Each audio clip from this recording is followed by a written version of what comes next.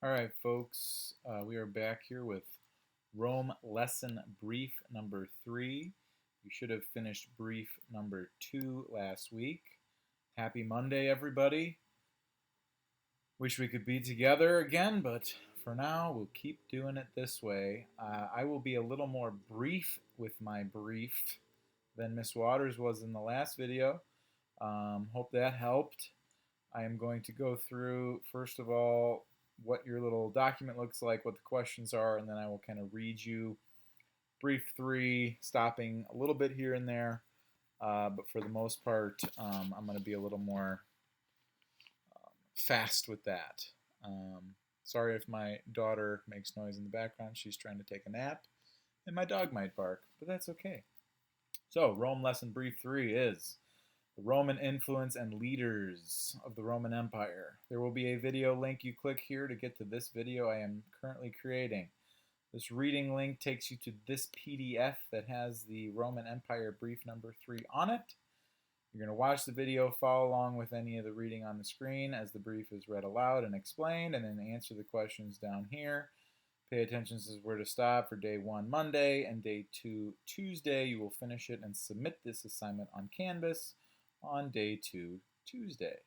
So let's take a little look at the questions that we're looking at. The first question we're going to be looking for here. I'm going to read all the day 1 questions actually, and then I'll read day 2 stuff, and then we'll go through and actually read the stuff. So questions are, how does the author support their claim that Rome was one of the most influential empires in history? Question 2 is, what made someone a good emperor? Why was Augustus considered to be one of the best good emperors? Question 3, and the last one for day 1 is, how did bad emperors differ from good emperors? What was the effect of the bad emperors on Rome? Day 2, you'll get into number 4, what are 3 events and circumstances the author gives that led to the eventual decline of the Roman Empire? Why did it fall? And the last one is a little race question. The brief states that the U.S. Constitution is modeled off the Roman Constitution. Use the race sentence stems and justify another reason Rome impacts us today as United States citizens. You should use the last section of this brief to complete this.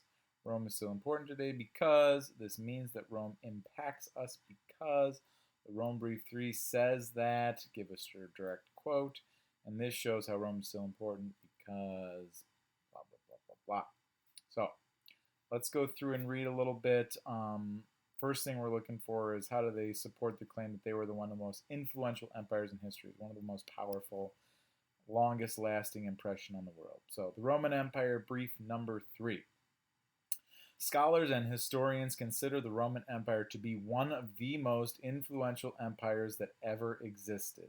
At its height, it encompassed huge areas in Europe, Asia, North Africa, and all of the islands in the Mediterranean. Even today, you can see the legacy of the Roman Empire by simply looking at the languages that so many people speak. Italian, Spanish, French, Portuguese, and Romanian all come from Latin, which is the original language of the Romans. So if you go back and look at how does they support that Rome was one of the most influential empires in history, you should be able to get it from those 2 paragraphs. All right. Next question is, what made someone a good emperor, and why was Augustus considered to be one of the best? So now we start talking about specific Roman emperors. The Roman Empire had many emperors. Some of them are very famous. Others accomplished great things. And some were tyrants who are only known because of the destruction that they caused. The first emperor of Rome after the fall of the Republic was Augustus. He ruled from 27 BC to 14 AD. Augustus Caesar was an effective leader. He is considered one of Rome's greatest emperors. He is credited with establishing both a police force and a fire department in ancient Rome. He also created a standing army in Rome. That just means an army where that's like their only job, is to be an army person. Under his rule, things got better for most people. Because of this, even people who were conquered by the Romans became loyal to Rome. Augustus rules at the beginning of a time that would be known as the Pax Romana. The Pax Romana is a 200-year period of peace and prosperity in Roman history. So he kind of started that long stretch of just a great time to be a Roman. So that should get you number 2. Number 3, how did bad emperors differ from good emperors, and what was the effect of the bad emperors of Rome? Between 96 and 180 AD, Rome was ruled by what historians called the 5 good emperors. The 5 good emperors were Nerva, Trajan, Hadrian, Antoninus Pius, and Marcus Aurelius. These emperors were thought to lead with wisdom and honesty, and their emperors increased public services, supported the arts, and improved relations with the Roman Senate. Not all Roman emperors were as good. Rome had its share of ineffectual, and tyrannical leaders, just as modern countries do, meaning they're just bad. Ineffective, tyrannical tyrants are just like they rule with force and they're just mean to people. One of these was named Caligula. Modern historians think that Caligula may have suffered from a mental illness like schizophrenia. He is said to have put both his friends and enemies to death and wanted to make his horse a member of the Senate. That's right, he wanted his horse making decisions for government. Caligula was murdered by his bodyguards in 41 AD. So, that is definitely part that could help you with that. Number 3, the next little paragraph on the next page could go as well. So, Roman emperors continued. Probably one of the most infamous Roman emperors is Nero. He ruled from 54 to 68 AD. For both political and personal reasons, Nero is accused of murdering his stepbrother, his mother, and his wife. His leadership was so erratic, meaning just all over the place, that eventually he was declared an enemy of the state. And upon hearing this news, Nero committed suicide. So that should stop you for day 1. How did bad emperors differ from the good emperors? What was the effect of those bad emperors on Rome? How did them being bad affect Rome? So after you're done with those 3, you can stop on Monday. And then if you want to just pause this and notice where you are in the video and then pick up on Tuesday, that's fine. So let's keep going. This would be now day 2 information. 3 events and circumstances that the author gives that lead to the eventual decline of the Roman Empire. Why does it fall? And the next section is called The Decline of the Roman Empire. So, after the death of Marcus Aurelius, one of the 5 good emperors, the Roman Empire began to decline or get weaker and lose influence. One reason was that Commodus, the son of Marcus Aurelius, who became emperor, was a very poor leader. He was both cruel and violent. Commodus was strangled to death while he took a bath. Another factor that contributed to Rome's decline was its size. It was very hard to rule an empire as large as Rome. Armies in different Roman provinces fought with each other to see who could gain control of the seat of power. In around 285 AD, the then emperor Diocletian divided the Roman Empire into 2 parts, the Western Empire and the Eastern Empire. He appointed a co-emperor named Maximin to help him rule.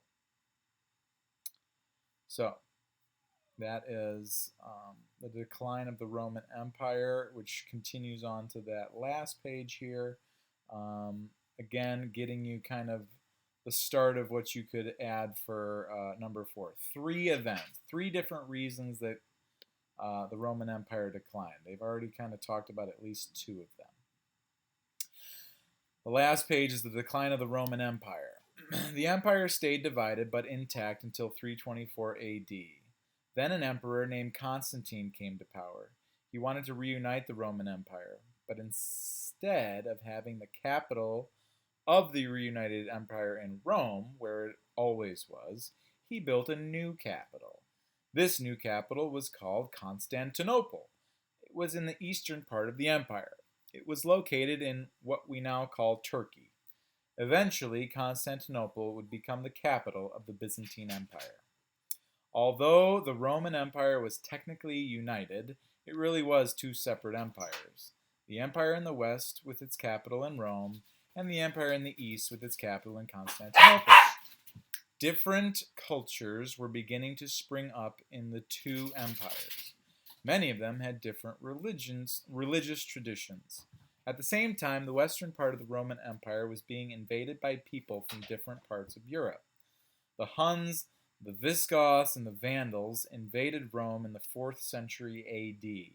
They robbed the Romans and destroyed their homes and farms. Eventually, the already weakened western part of the Roman Empire collapsed in 476 AD. The eastern half continued on for another 1,000 years, but the Roman Empire, as it had been, was over. So that should really get you enough to answer number 4. 3 reasons why Rome fell apart as an empire overall. And then the last one is this little racing about the United States and the Roman Constitution. So this should come through in this last little part here. The legacy of ancient Rome. Like the ancient Egyptians, Chinese, and Greeks, the ancient Romans made a huge impact on civilization and left an enormous legacy. The ancient Romans built roads, aqueducts, and buildings that still stand today. You can see Roman architecture in Europe, Africa, and Asia. The Romans also wrote literature, poetry, plays, and music. The ancient Romans developed a constitution which is used as a model for contemporary governments. The Constitution of the United States actually used the Roman Constitution as a model.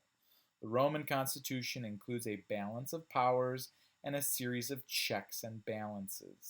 If you remember back to 4th grade, learning about, the branches of government, the judicial, legislative, and executive branches have that checks and balances so that nobody has the more power than the other. That all came from the Romans. So that is definitely part of what you should talk about in this last question for day 2. Hopefully that helps. Feel free to pause, rewind, and again, look for some times to meet with your teachers next week if you need to. If you need any specific help, feel free to email us, and always know that we're here to help. So do your best. Miss you guys. Hopefully we'll talk soon.